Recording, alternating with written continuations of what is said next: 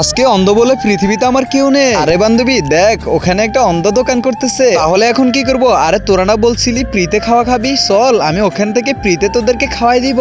আচ্ছা ঠিক আছে বান্ধবী, চল তাহলে আমরা এখন ওর দোকান থেকে ফ্রিতে খেয়ে চলে যাব, কোনো টাকা দিব না। আরে বান্ধবী, আমার তো কুরকুরে খুব পছন্দ আর আমার মটর ভাজা খুব পছন্দ। আচ্ছা ঠিক আছে তাহলে। আরে ওরা এখানে কি করতেছে? ওরা মনে হচ্ছে ওকে অন্ধ পেয়ে সবকিছু খেয়ে নিচ্ছে, টাকা দিচ্ছে না। দাঁড়াও, তোমাদের কাছে উচিত শিক্ষা দিয়ে দিব। ওর পকেটে তো টাকা দেখা যাচ্ছে, এই টাকাগুলো নিয়ে আমি অন্ধ লোককে দিয়ে দিব। আরে দাঁড়াও দাঁড়াও, তুমি এটা কি করতেছো? আরে বান্ধবী, আমাদের তো সব টাকাগুলো নিয়ে গেল, এখন আমাদের কি হবে? তারা কি বন্ধুরা, হিন্দুরা নাকি বলে তারা শ্রেষ্ঠ? আজকে দেখবো এই আল্লাহর ছবিটির জন্য ভিডিও থেকে লাইক এবং চ্যানেলকে সাবস্ক্রাইব করো। যদি তোমরা লাইক সাবস্ক্রাইব না করো তাহলে আজকে হিন্দু মানুষেরা জিতে যাবে। তাই লাইক সাবস্ক্রাইব করে তোমার কমেন্টে নাম লিখে যাও, ইনশাআল্লাহ মুসলিম জিতবে।